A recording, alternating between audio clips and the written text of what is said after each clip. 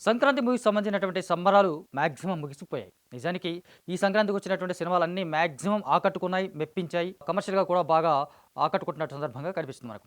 ఆ తర్వాత వచ్చినటువంటి 2 వారాలు కూడా కొంచెం గ్యాప్ వచ్చేసినా 2 వారాలు వచ్చినటువంటి మంచి సినిమాలు కానీ, లేకపోతే సినిమాలు ఏవైనా సరే రాలేదు. పెద్దగా ఆకట్టుకోలేదు. చిన్న చిన్న సినిమాలు వచ్చినప్పుడు కూడా పెద్దగా ఆకట్టలేదు. జనవరి 13 వచ్చినటువంటి 'ఓం శాంతి శాంతి హే' అనే ఒక మూవీ తర్వాత అది కూడా పెద్దగా ఆకట్టుకుందా లేదా అనేది తర్వాత విషయం అయితే. ఇక ఫిబ్రవరి నుంచి మొదలైతే గనక ఈ ఫస్ట్ వీక్ నుంచే చాలా చాలా సినిమాలు రిలీజ్ కాబోతున్నాయి. అంటే ఫిబ్రవరి ఫస్ట్ వీక్‌లో ఆల్మోస్ట్ డజన్‌కి పైగా సినిమాలు ఆల్మోస్ట్ అంటే అర డజన్‌కి పైగా సినిమాలు రిలీజ్ కాబోతున్నాయి.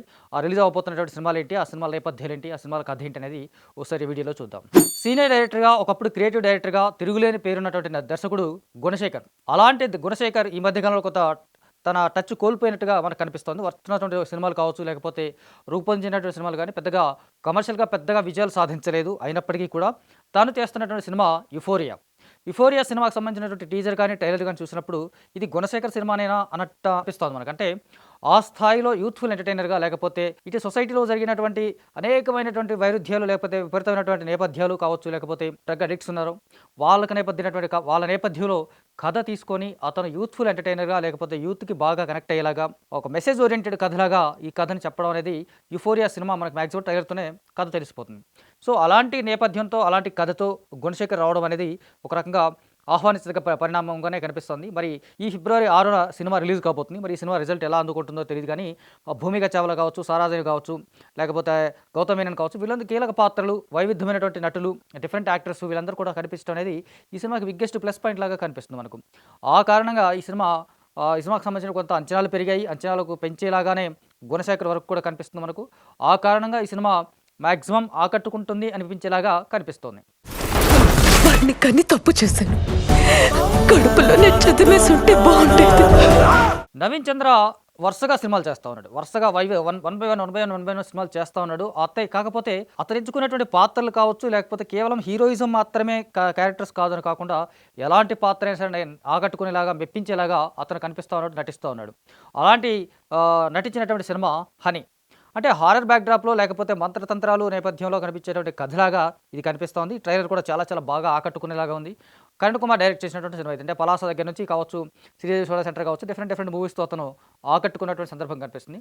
కరణ్ కుమార్ డైరెక్ట్ చేసినటువంటి సినిమా 'హనీ' ఒక నేపథ్యం కావచ్చు, లేకపోతే బ్యాక్‌గ్రౌండ్ కావచ్చు, ఏదైనా సరే ఇది కొంచెం డిఫరెంట్‌గా ఉండబోతున్న సినిమా హారర్ బ్యాక్‌డ్రాప్‌లో అన్నట్టుగానే ఈ సినిమా ట్రైలర్ చూస్తే మనకు అర్థమవుతోంది. నవీన్ చంద్రకు మెయిన్ అసెట్‌గా ఈ సినిమా కనిపిస్తుంది. నవీన్ పాత్ర కావచ్చు, లేకపోతే పాత్ర విధానం కావచ్చు, లేకపోతే క్యారెక్టరైజేషన్‌లో అతను కనిపించినటువంటి విధానం కావచ్చు, ఇవన్నీ కొంచెం కొత్తగా అంటే ఫస్ట్ లుక్ పోస్టర్స్ దగ్గర నుంచి టీజర్, ట్రైలర్ ఇవన్నీ కూడా చాలా ఇంపాక్ట్‌ఫుల్‌గా కనిపించేలాగా ఉన్నాయి. మరి ఈ సినిమా ఎలా ఉండబోతుందనేది చూద్దాం. ఒప్పుకుంటున్నా ఒప్పుకోదు కానీ పని ఆగదు. అందరూ కొత్త వాళ్ళే రూపొందించినటువంటి సినిమా 'శ్రీ చిదంబరం' గారు. అంటే ఈ సినిమా నేపథ్యం కావచ్చు, ఈ సినిమాకి సంబంధించినటువంటి కంటెంట్ కావచ్చు, ఒక డిఫరెంట్ జోనర్‌లో కనిపిస్తుంది మనకు. అంటే మలయాళం బ్యాక్‌డ్రాప్‌లో వచ్చినటువంటి సినిమా లేదా మలయాళంలో వచ్చినటువంటి సినిమాలాగా ఇది కూడా కనిపిస్తుంది మనకు. ఆ కథ నేపథ్యం కావచ్చు, లేకపోతే కథకు హీరో పాత్ర కావచ్చు, లేకపోతే అంటే హీరో అనలేం మనం ప్రధానంగా.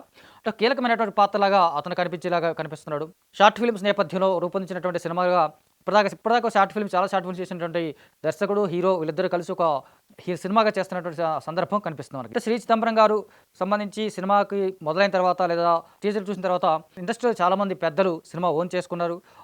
కంటెంట్ పరంగా ప్రమోట్ చేశారు బాగా. విపరీతంగా ఆకట్టుకునేలాగా, మెప్పించేలాగా ఈ సినిమా ఉండబోతుందని చెప్పేసి వాళ్ళు ప్రమోషన్స్ చేశారు.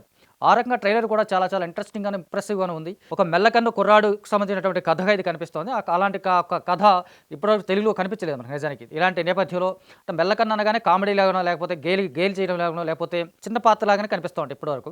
అలాంటి నేపథ్యంలో అతను మెల్లకన్ను లాంటి ఒక కుర్రాడు హీరోగా రూపొందించడం అనేది ఒక బిగ్గెస్ట్ ప్లస్ పాయింట్ లాగా కనిపిస్తుంది. ఈ కారణంగా సినిమా కొంచెం ఆకట్టుకునేలాగా ఉండొచ్చు అన్నట్టుగానే చాలా చాలా అంచనాలు పెంచారు. నమ్మకం కూడా కలిగించేలాగా సినిమా కనిపిస్తోంది. సినిమా రిజల్ట్ ఎలా ఉందనేది కూడా చూడాలి. మెల్లకని ఎప్పటికీ పోదు నీకు. ఇలా కళ్ళెత్తలంకనే దక్కుని సావు.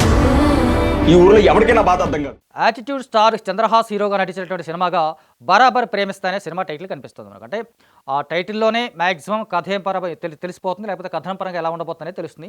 కాకపోతే విలేజ్ బ్యాక్‌డ్రాప్‌లో రూపొందించినటువంటి సినిమాగా కనిపిస్తుంది. రీసెంట్‌గా వచ్చినటువంటి ట్రైలర్ కూడా చాలా కొంచెం ఆకట్టుకునేలాగానే ఉంది. కాకపోతే ఇలాంటి సినిమాలు చాలా వరకు వచ్చినట్టుగా కనిపిస్తుంది మనకు. ఇలాంటి నేపథ్యంలో వచ్చినటువంటి సినిమాలు కావచ్చు, ఆ బ్యాక్‌గ్రౌండ్‌లో వచ్చినటువంటి స్టోరీ కావచ్చు, అంటే హీరోకి సంబంధించినటువంటి కుల పరమైనటువంటి అంశాలు కావచ్చు, లేకపోతే హీరో హీరోయిన్ల మధ్య కులాల భేదం వల్ల వాళ్ళిద్దరి మధ్య ప్రేమ ఉండటం అనేది ఇవన్నీ చాలా సినిమాలు చూసిందే మనకి ఇప్పటివరకు వచ్చినట్టు. కాకపోతే వీళ్ళు ఇంట్రెస్టింగ్గా ఏం చెప్పారు, ఆకట్టుకునేలాగా ఏం చెప్పబోతున్నారు అనేది కూడా సినిమాలో చాలా కీలకంగా ఉంటుంది. కాకపోతే వాళ్ళిద్దరి మధ్య వచ్చినటువంటి కెమిస్ట్రీ కావచ్చు, హీరోయిన్ల మధ్య వచ్చినటువంటి కెమిస్ట్రీ కావచ్చు, లేకపోతే డిఫరెంట్ ఆస్పెక్ట్లో పాతగా ఉన్నట్టుగా చాలా పాత సినిమాలో ఉన్నట్టుగా కనిపిస్తుంది. అట్ ద సేమ్ టైం కొత్తగా కూడా ఉన్నట్టుగా అవకాశాలు ఉన్నట్టుగా కూడా కనిపిస్తుంది ఈ సినిమాకి సంబంధించి చూస్తే.